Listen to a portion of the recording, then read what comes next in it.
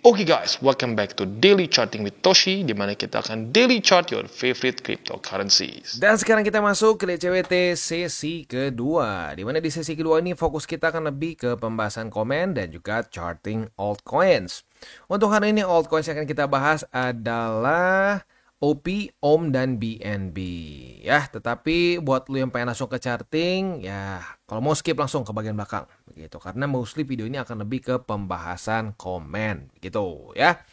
Oke, reminder, malam ini setengah 9 malam akan keluar initial jobless claim. Jadi buat lu yang pegang posisi futures, apalagi buat yang konservatif, pertimbangkan kalau sudah dekat-dekat ke jam setengah 9 tutup posisi. Karena hari ini yang keluar ada initial jobless claim, ini ekstra penting. Itu karena udah bintang 3. Sekarang untuk si initial jobless claim ini juga berhubungan dengan labor market di US. Maka akan ada possibility yang lebih besar untuk lebih volatile gitu ya. Nah, terus untuk Bitcoin dominance sendiri kita bisa lihat di sini ya, masih nggak beda jauh dibandingkan dengan dari pagi. MA20 mulai menjadi resisten, 50 masih belum diretest. Tapi pertanyaan besarnya adalah apakah MA200 akan tetap menjadi support atau tidak untuk Bitcoin dominance. Karena kalau dia tetap menjadi support dan lanjut membuat higher high, ya berarti kembali lagi statistik mini altcoin season ya sebenarnya udah dari kemarin udah terbukti ya karena reclaim lagi. Jadi ya, itu dia alasannya kenapa kita lebih prefer untuk 60-40 sebelum ada peningkatan lagi balance sheet yang lebih lanjut. Kalau balance sheet mulai meningkat lagi dengan signifikan, ya mungkin bolehlah lo tambahin lagi untuk alts. Tapi for now ya 60-40 I think it's the best ya. Next, langsung aja ke komen yang pertama dari Hari Heri. Alhamdulillah, target TP sesuai. Untung ingat kata Om Toshi, jangan serakah. Selalu mungkin ya, ini selalu tepat. Turun ya happy-happy aja dikasih kesempatan harga diskon lagi. Yes, bener. Kalau gue pribadi sih gini. Turun senyum. Kenapa? Karena dikasih kesempatan akumulasi. Naik senyum juga ya karena jadi profit. Begitu ya. Hidup jangan dibawa stres ya. Trading tuh kalau dibawa stres ujung-ujungnya berantakan ya. Next. Wah, banyak juga nih ya. Dari Nur Hamsyah. Gimana sih ini siklus? Dah Januari altcoin gua masih 90%. Wah, masih 90% di bawah all time high sebelumnya. Siklus sekarang beda ya. Oke, coba kita lihat sedikit. Oh, waduh, kalau dari 2021 gua ada a bit of a bad news begitu. Ini pernah kejadian tapi di awal-awal gua masuk ke kripto ya. Jadi altcoins itu memang kalau sudah pindah cycle seringkali hype-nya bisa nggak sebesar selanjutnya gitu. Jadi ya makanya kenapa gue udah sampai sering kali berbusa ngomong kalau lo mau sangkut, kalau lo boleh pilih jangan nyangkut di alts. Begitu karena alts in general itu banyaknya lebih banyak mati. Begitu lo bisa cek deh ya. Lo cek ada namanya the Wayback Machine, kita pernah dulu ya sekali di mana kita ngecek CMC tahun 2016, 2020 dan seterusnya. Top 10 di CMC itu berubah-ubah. Kayak contoh aja di cycle kemarin yang sangat hype. Semua orang ngerasa bahwa udah ini hold aja terus ya selamanya kita hold. Tapi sekarang nggak ada hype-nya sama sekali dan udah nggak ada ya boro-boro profit. Minusnya luar biasa yaitu Axie Infinity. Axie Infinity lalu juga token-token metaverse seperti Decentraland, Sandbox itu semua performanya hancur. Begitu. Jadi ya harus siap-siap kalau lu pegang altcoins dari cycle sebelumnya ke cycle baru itu jangan berharap performanya akan sama seperti BTC begitu ya. Jadi sebenarnya bukan siklus sekarang beda ya, dari siklus ke siklus seperti itu. Gua kan dari 2016 nih, altcoins yang dulu gua sembrono beli di 2016 akhirnya di cycle selanjutnya itu jadi debu. Begitu banyaknya nggak selamat. Ada beberapa yang masih ya lumayan lah gitu ya. Akhirnya break even point gitu. Ada beberapa. Tapi in general banyaknya mati. Begitu. Apalagi altcoins yang nggak jelas. Yang market capnya kecil. Yang nggak ada utility-nya. Itu biasanya akan mati di bear market. Cycle selanjutnya kalau sampai ada peningkatan pun nggak signifikan. Begitu. Jadi ya sekali lagi ini alasannya kenapa. Ini ada contoh nyata nih ya. Jadi bukan gue cuma asal bacot begitu ya. Ada contoh nyata. Jadi kalau lo altcoins pegang berharap akan performanya lebih bagus daripada BTC di cycle selanjutnya, itu bukan fakta. Itu seringkali hanya harapan kita begitu ya. Next dari King Cardano. Sebagai veteran saya sarankan yang baru masuk di bull kali ini wajib lihat channel ini meski sehari 3 kali. Wah mantap udah kayak makan ya. Makan pagi, makan siang, makan malam. Lanjutkan bang, semangat gue support dan rekomend channel ini. Thank you ya. Gini, rata-rata buat orang yang udah lama di market, udah veteran gitu ya, udah digampar market berkali-kali, itu rata-rata nggak akan terlalu tidak setuju sama gue. Paling kalau tidak setuju ya beberapa SOP tertentu lah. Tapi mindset atau bukan time frame ya, apa namanya ya, mindset lah, mindset berpikirnya nggak akan beda jauh gitu buat orang-orang yang sudah lama di market dan benar-benar diliatin marketnya gitu. Karena ya buat para newbies masih banyak yang masuk karena hanya hype begitu. Buat para veteran udah mulai melihat pattern begitu ya. Next dari Top History. Lapor bang, saya all in 400 juta ke altcoin. Sekarang 200. Waduh. Sebaiknya gimana ya bang? Apa dipindahkan ke BTC semua? By the way ini uang dingin semua. Oke, puji Tuhannya uang dingin ya. Nah ini sebenarnya tergantung lu pegang apa gitu altsnya. Karena alts itu literally banyak sekali. Mungkin sekarang udah ribuan ya. Udah ada ribuan jenis alts lah. Apalagi yang nggak masuk CMC begitu ya. Nah jadi gue balik lagi tanya ke lu altcoinsnya seperti apa? Kalau isinya itu altcoins yang terlalu spekulatif begitu ya, yang market capnya kecil-kecil, isinya pre-sale semua, waduh ya, itu boleh pertimbangkan untuk ya apa namanya tutup posisi begitu. Karena kita lihat dari cycle-cycle sebelumnya, nggak usah ngomong gitu deh, pengalaman gue pribadi dari cycle pertama gue, itu banyak tuh koin-koin yang hype, wah luar biasa ya, waktu udah ngepam, tiba-tiba udah drop, tenang, gue tunggu, pasti akan kejemput lagi, taunya nggak begitu. Jadi kalau buat blue chips altcoins oke lah, lu kayak pegang BNB, Solana, Cardano gitu masih oke lah, Polkadot yang masih ada utility-nya, masih ada yang menggunakan networknya gitu. Tapi kalau misalkan lo banyaknya altcoins yang kayak very spekulatif, market cap kecil, nggak ada utility, nah pertimbangkan tutup posisi untuk di sana ya, karena resikonya besar begitu ya. Ya kalau bisa gini, sekarang kan lu udah terlanjur nih, ya udah terlanjur masuk ke sini. Ya sekarang kalau ada dana lagi untuk pelan-pelan akumulasi, pelan-pelan DCA, ya fokusnya lebih ke BTC Ethereum untuk bisa membuat portofolio lu lebih seimbang gitu ya. Next.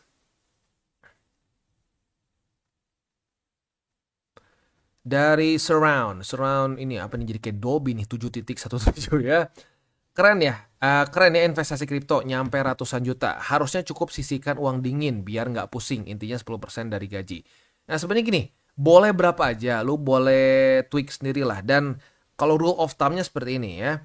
Apa ya rule of thumb tuh bahasa simpelnya? Aduh, laymannya apa? Ya apa namanya, standarnya lah. Standarnya gini, semakin lu muda, semakin lu nggak banyak tanggungan, lu boleh lebih besar dari penghasilan. Misalkan, wah bang, gue masih SMA nih, gue dapet uang jajan, terus gue juga bisnis apalah, misalkan jualan online dan lain-lain ya. Bisa nggak bang lebih dari 10%? Bisa, lu boleh 40%, 50%. Kenapa? Karena lu nggak ada resiko, bukan resiko. Resiko ada, tapi maksudnya lu bisa ambil resiko lebih besar karena lu nggak banyak tanggungan. Nah tapi buat orang-orang yang mungkin, aduh istri ya istri ya bisa 4 di sini ya. Yang maksimum kalau misalnya istri 4, anak 6 gitu ya. Ya lu jangan gila-gilaan, wah saya mau 60% dari penghasilan kita ke kripto. Waduh jangan ya, gue gak sarankan. Jadi lebih baik ya 10, 5%, lu nyamannya aja berapa. Begitu ya. Dan ya bener, gak harus langsung masukin ratusan juta, gak harus ya. Tidak seperti itu, lu bisa sisihkan dari gaji lu. Seperti yang kita sudah sering bahas dulu ya, aturan 50, 30, 20 begitu ya, 20% misalkan untuk investasi. Nah dari si 20% ini misalnya lu bagi setengah lagi, setengah misalkan masukin ke SBN biar lebih tenang gitu ya, setengahnya lagi ke kripto. Ya lu bisa pinter-pinter sendiri, tapi udah harus budgeting dari awal. Jangan sampai gini, asik duit masuk, party ya, wah restoran ini restoran itu ya, buka table jangan-jangan ya. Kacau ya. Nah udah gitu akhir bulannya promah, nah itu berantakan. Jadi nggak bisa, duit masuk ya, dapat gaji langsung udah ada pos-posnya, berapa persen untuk kebutuhan, berapa persen untuk keinginan, dan berapa persen untuk investasi. Mantap ya. Next dari apa ini, Sans Reverb ya. Mak Toshi, saya baru main kripto dan nyebur ke dunia trading baru 3 bulan ini. 2 bulan ini belajar dan 1 bulan trading, nyoba 1 juta beli meme coin dan 1 juta tadi jadi 4,5 juta. Dan yang saya mainkan adalah membaca market saat turun, time to buy, dan tahu kapan market token itu akan turun atau main serok. Apakah langkah saya sudah bagus untuk profit sebagai pemula? Bagus lah, dari 1 juta jadi 4,5, bagus ya. Nah tapi hati-hati, ada seringkali a false sense of confidence. Gue juga gitu ya. Kebetulan juga ini kondisinya lumayan mirip-mirip juga ya. Gua juga di masa-masa awal trade itu, wah kayaknya gampang banget nih tradingnya, luar biasa. Udah nih pasti gampang, pakai SOP ini pasti tepat. Nah itu bahaya tuh mindset seperti itu ya. Jadi kalau gua sih tetap sarankan satu hal aja, DCA gitu. DCA jangan sampai mulai tergoda untuk coba all in karena ngerasa mungkin sekali tembak berhasil nih. Wah, nih 1 juta jadi 4,5 nih. Berarti gue ke tempat lain juga akan sama. Nah, itu kesalahan yang sama gue juga lakukan dulu gitu. Wah, masukin berapa nih langsung jadi gede. Wah, berapa kali lipat. Wah, kalau gini caranya gue bisa cepet kaya. Nah, hati-hati kalau berpikir seperti itu ya. Nah, kalau gue sarankan satu hal, jangan semuanya di meme coins. Itu berbahaya begitu. Apalagi buat para newbie. Kan lu bilang lu newbie nih, baru 3 bulan ya. Nah, andaikan sampai cycle ini beres, kalau lu sangkutnya di memes itu udah cukup banyak, kasusnya sampai sekarang masih belum dijemput. Padahal udah sampai titik ini loh. Begitu. Jadi ya kalau gua sih menyarankan punya portofolio yang lebih berat ke BTC. 70-30 atau 60-40 lah ya. 60% BTC atau 70% BTC. Sisanya alts lu boleh yang aneh-aneh lah. Begitu ya. Next.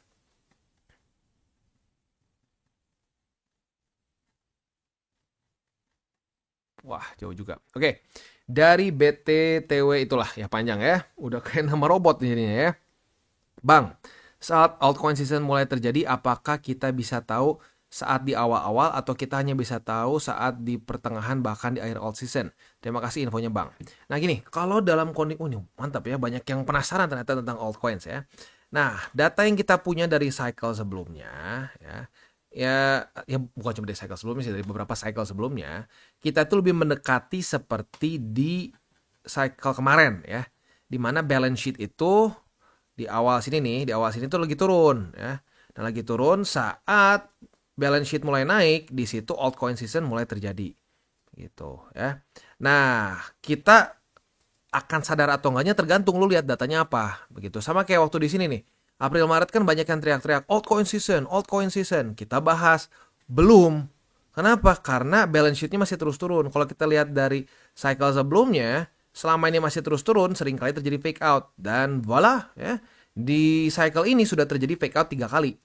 1, 2, dan yang ketiga tuh di Januari. 3 gitu. Nah, jadi buat orang yang gila-gilaan masukin altcoins di Januari, lalu kemarin di Desember, dan terakhir di Januari, ya portonya mungkin akan terasa lebih tidak nyaman untuk dilihat begitu. Jadi ya kalau untuk gua sih, ya patokan utama gua masih ya kita lihat balance sheet mulai naik atau enggak begitu ya. Tapi sekali lagi, bukan berarti kita nggak boleh punya altcoins ya. Udah boleh bahkan dari awal pun ya, gua menyarankan untuk 70-30. 70% BTC, 30% alts. Begitu. Nah, waktu kemarin udah mulai ada pelemahan di EMA 200, apalagi sampai 2 kali sampai jebol, gue bilang oke lah, boleh pertimbangkan 60-40. Jadi BTC cuma 60, 40-nya alts. Begitu. Kalau sampai misalkan tiba-tiba udah masuk altcoin season, kita nggak usah panik lagi. Itu 40% akan subur dengan sendirinya dan pelan-pelan mengalahkan rasio BTC. Begitu. Ya jadi sebenarnya nggak perlu terlalu khawatir sih ya. Dan ya kita bisa tahu atau enggaknya tergantung lihat datanya apa begitu. Seperti yang gue sudah sering bilang dari sebelum-sebelumnya, altcoin season itu datang bukan karena dikasih pidato gitu ya, dikasih proklamasi, bukan ya. Kita bukan mau merdeka ya, kita tuh nggak pakai proklamasi buat altcoin season ya. Yang kita perlukan adalah liquidity. Nah, liquidity itu salah satu yang paling kita perlukan sekarang adalah balance sheet yang mulai meningkat. Lebih bagus lagi juga kalau interest rate terus turun dengan signifikan begitu. Karena di cycle sebelumnya pun kita bisa lihat interest rate sudah signifikan lebih di bawah dibandingkan kondisi sekarang. Begitu. Jadi kalau ini semakin turun, ini naik, nah liquidity in theory akan masuk ke market. Begitu ya. Semakin liquidity banyak, semakin subur altcoin season. Begitu ya. Oke. Ini ya banyak yang penasaran nih. Oke. Dari Darwis Chung ya, Mak Toshi mau tanya kenapa ya initial jobless claim ini sebulan bisa keluarnya beberapa kali.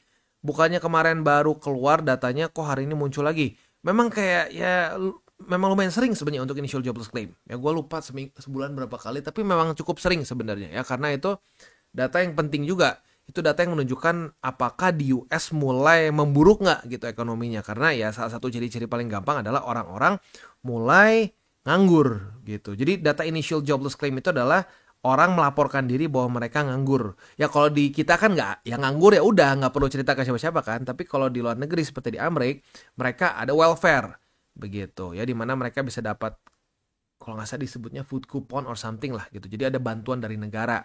Nah itu semua terdaftar, itu semua tertulis gitu, tercatat. Nah, maka dari itu jadi ya mungkin memang diupdate terus gitu ya. Next dari Ricky Ramdhani, makasih banyak Cici Toshi. Oke, dari emak jadi cici lah. Ini ya inilah ya improvement lah. Tadinya emak-emak kan aduh kayak tua gitu ya. Cici oke lah. Makasih banyak Cici Toshi ujangan-ujangannya. Benar-benar kali ini selamat dari dam. Dulu biasanya boncos mulu tapi ngikutin channel ini jadi aman sentosa. Wah, mantap ya. Ya yang penting terus aja konsisten ya, terus konsisten, terus stick with the plan gitu. Jangan jadi terombang-ambing sama orang lain gitu. Nanti karena semakin kesana akan semakin banyak dukun-dukun, semakin banyak orang-orang yang so tahu market mau gimana gitu ya. Padahal ya lagi-lagi gue pribadi pun sudah berjuta kali ngomong bahwa gue nggak tahu specifically market akan seperti apa ke depannya, tetapi kita ada indikasinya, ada TA-nya, ada fundamentalnya. Nah, tugas kita tuh itu aja, bereaksi terhadap indikator itu. Indikatornya nyebutin apa gitu. Sama kayak lu dikasih lampu merah, kuning sama hijau gitu. Ya, lu tinggal lihat, dikasih merah, nggak usah berdebat. Wah, ini kita siapa tahu bisa aja maju. Ya, silakan cobain maju kalau nggak ketabrak sama yang lain. Itu aja. Gitu. Tinggal kita peka nggak sama sinyalnya. Gitu. Kalau lampu merah kan gampang tuh, ya. Terlihat jelas. Nah, kalau market mungkin nggak sinyal itu nggak semudah itu. Nah, cuma orang-orang yang peka saja yang bisa lihat gitu. Nah, bahasanya ya gini, peka tuh jangan sampai berpikir jadi kayak dukun juga. Jadi harus supernatural, enggak. Ya peka dengan lama ngelihat market, ngelihat statistik, jadi lama-lama kita peka gitu ya. Next. Dari Rafael Evan ya. Beberapa bulan terakhir nonton channel ini dan mencari alasan kenapa harus pakai topeng. Jawabannya ternyata udah beli BTC dari 2016. Makasih bang edukasinya. Jadi makin percaya. Semoga berkah selalu. Ya sebenarnya lebih buat ke privacy gue juga. Dan emang gue jujurnya gue sama Sato itu tipe orang yang very introvert. Mungkin kedengarannya kalau di sini kayaknya wah enggak nih, kayaknya Bang Toshi extrovert nih ya.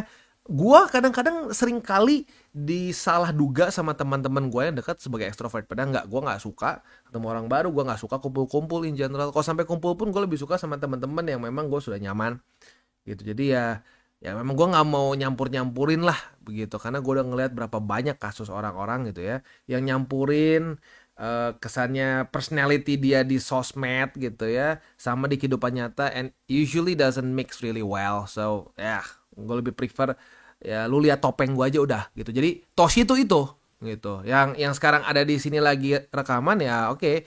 Saat gue keluar dari rekaman ya gue udah bukan Toshi lagi. Itu gue mau pisahin gitu karena gue udah ngeliat terlalu banyak kasus yang seperti itu endingnya buruk lah ujung-ujungnya ya. Malesin gitu ya. Oke. Kurang lebih seperti itu ya, udah beres. Sekarang kita akan masuk ke buy limit. Hari ini kita OP, OM, dan BNB. Sebelum kita masuk, gue akan ingatkan sekali lagi. Ya, TCI tidak akan pernah minta-minta duit ke member. Begitu. Jadi, hati-hati kalau sampai ada yang mengaku-ngaku dari TCI. Karena kemarin ada yang sempat lapor di grup. Bang, ini ada yang pakai logo lu nih bang. Ya, buat titip dana. Hati-hati. Itu susah. Itu susah buat diberantas. Gue udah berapa kali report sama satu juga udah berapa kali report ke Telegram lah dulu, waktu itu di YouTube juga ada yang impersonate begitu ya. Jadi ya kayaknya solusinya harus dari kalian harus lebih peka dan ingat bahwa TCI tidak pernah akan minta dana dari lo begitu. Yang ada malah beberapa kali di grup kan dapat tuh ya, malah dapat airdrop lah, dapat juga saweran lah waktu itu ya jadi ingat aja, nggak ada minta-minta dana ke member TCI ya.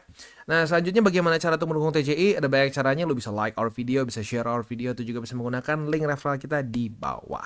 Nah sekarang kita akan dengar lu pesan-pesan dari sponsor kita pada hari ini. Oke, today's video is brought to you by Toko Kripto, di mana lu bisa beli berbagai macam aset kripto dengan tenang, aman, dan nyaman ya. Nah, di Toko Kripto ini yang gue paling suka adalah dia itu sangat newbie friendly. Ya, beberapa newbies pengen DCA murni. Tapi bang, kalau DCA murni itu kadang-kadang gue lupa. 2 minggu sekali, ya sebulan ingat ya. udah mulai bulan kedua, ketiga, gue udah akumulasi belum ya? Nah, itu bahaya ya. Nah, jadi buat lo yang suka lupa, di sini ada DCA otomatis ya, autopilot. Nggak perlu bayar. Zaman gua dulu untuk DCA itu masih harus bayar ya, harus bayar ke programmer buat dia bisa akumulasi secara otomatis. Zaman sekarang exchanger udah canggih ya. Nggak perlu repot-repot lagi, bisa langsung tinggal pilih mau belinya harian, mingguan, setiap 2 minggu sekali, bulanan, bahkan lu mau custom sampai jam pun bisa. Jadi sudah tidak ada lagi alasan buat lubang lupa, nggak bisa ya. Tinggal lu deposit aja di toko kripto, and then dia akan otomatis membelikan lu aset-aset yang lu pilih. Di sini ada BTC, ETH, dan lain-lain lagi. Jadi ada banyak. Tapi untuk DCA murni sih gue sarankan lebih ke BTC aja. Tinggal lu pilih, misalkan abang gue pengen 500.000 setiap 2 minggu. Tinggal klik gini, pup, jalanin. As simple as that ya, mudah, recurring, dan fleksibel ya. Nah, tetapi di sini juga bukan cuma untuk para newbies, buat lu yang udah lebih ke yang udah intermediate sampai advance pun bisa. Lu bisa charting juga di sini dengan pair-pair yang macam-macam ya. Bisa pakai pair IDR, USD juga bisa. Tapi kalau gue pribadi sih lebih menyarankan, kalau buat lu yang pakai TA gitu ya, jangan pakai IDR, mendingan pakai USD. Dan di sini pilihan juga banyak. USDT bisa, USDC bisa ya. Jadi ya lu bisa tinggal pilih aja mana stable coin favorit lu. Tapi ya USDT lebih banyak sih pairnya ya. Dan jangan lupa juga setelah lu sudah akumulasi aset kriptonya, jangan lupa untuk dimasukkan ke earn supaya dia bisa memberikan yield. Jadi bukan cuma capital gain ya, tapi juga bisa mendapatkan yield dari aset yang lu sudah beli. Contoh, Polkadot lu bisa dapat APR 7,2%, EFX 4,5%, EPT 6,39. Ini kok jadi kayak EPT-nya Bruno Mars. Lalu ada Rose dan banyak lagi. Itu semua bisa dapatkan dengan cara ke bagian earns ini. Ya, jadi buat lo yang belum punya akun di toko kripto, pertimbangkan untuk menggunakan link referral kita di bawah dan mulai trade di toko kripto. Kita masuk ke OP. Untuk OP kondisinya di sini kita bisa lihat retest 1 sudah terjadi di MA200, tinggal kita lihat apakah terjadi retest kedua. Kalau terjadi retest kedua di MA200, kita bisa buka posisi long dengan target TP di MA20. Untuk posisi spotnya MA200, lalu ini cukup dekat lah ya, jadi kita gabungin satu aja. Next di 1,614 dan di 1,568. Next kita masuk ke OM. Untuk OM posisi long kita profit. Yes. Untuk profitnya ini sebentar kita lihat. Buat yang agresif. Profitnya buat yang lebih agresif lah ya, yang kena target TP. Buat yang konservatif kan kemarin tutup duluan di jam segini. Profit ya, tetapi lebih kecil sedikit begitu. Buat yang agresif, lu kemarin profitnya itu sebesar 5,84%. Asik ya. Nah, tapi selanjutnya nggak ada setup buat short karena jebol ya. Jadi kemarin jebol, daily close-nya sedikit di atas. Ini Om gila ya. Yang lain koreksi, kemarin dia malah ini rally ya. Tapi sekarang ngedam lagi sih. Ya market memang lagi gila ini jujurnya ya. Posisi spot ada di MA50, 3,68 dan di 3,46 begitu ya. Next BNB. Untuk BNB di sini retest 1, retest 2 di MA50 sudah terjadi, kita sudah kebuka posisi long. Nah, tapi belum kena target TP karena waktu kena target TP-nya itu belum retest kedua gitu. Jadi baru sekarang retest ya, sekarang lagi menuju ke MA20 ya. Jadi jangan lupa dipasang target TP-nya. Sekali lagi di MA20 untuk target TP posisi long yang terbuka di MA50 ya. Jangan lupa dipasang. Atau ya kalau udah dekat-dekat ke jam 8:30 belum kena target TP, tutup ya. Oke, untuk posisi spot MA50 694,4 dan di 632,9 ya. Itu kurang lebih untuk DCWT sesi kedua. Kita tutup dengan 3 golden rules. Jangan pakai uang panas, jangan over leverage, berpikirlah jangka panjang, dan salam tabur tuai. Oke guys, jadi itu adalah akhir dari segmen DCWT kita pada hari ini. Dan jangan lupa bagi kalian yang merasakan manfaat dari segmen ini, jangan lupa untuk share ke teman-teman kalian. Dan apabila lu pengen mensupport channel kita ya TCI, jangan lupa untuk menggunakan link referral kita di bawah. Nggak wajib ya, tetapi apabila lu menggunakan link referral kita di bawah, ada macam-macam ya, dari Bybit, Huobi, Maxi, toko kripto, dan banyak lagi ya. Ya, walaupun nggak wajib, tapi kalau menggunakan link referral kita, lu secara langsung membantu perkembangan dari TCI.